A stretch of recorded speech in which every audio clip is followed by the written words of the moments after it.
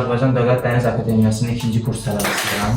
Mən Quliyet Daşqın, Azərbaycan Dövlət Dəniz Akademiyasının 3-cü kurs tələbəsiyəm.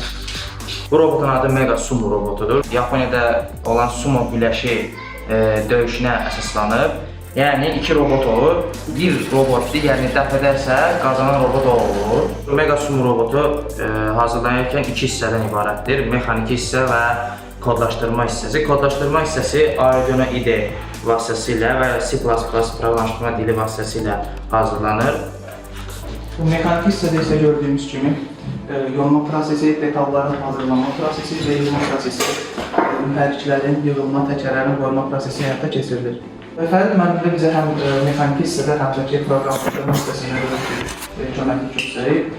Yonma prosesində bizə nəyi necə eləməyimizi yol göstərmişdik. Həmçində proqramlaşdırma hissəsində olan sensorlara yazılan kodları da onun kömək vasitəsilə biz öyrənmişik.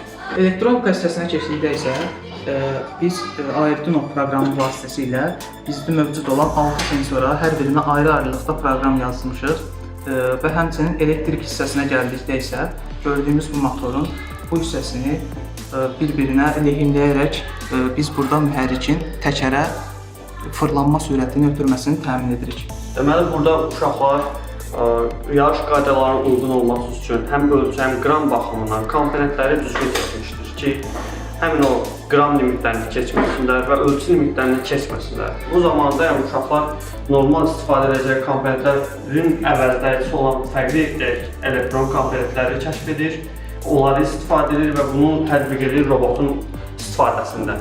Robototexnika ixtisasını dənizçiliyə bağlasaq, əsasən dənizçilikdə biz bu yenilik, inkişafı görə bilərik ki, uzaqdan idarə etmə naviqasiya cihazlarında istifadə oluna bilər, həmçinin gəmilərin tam avtomatik istifadə edilməsində də böyük rol oynaya bilər.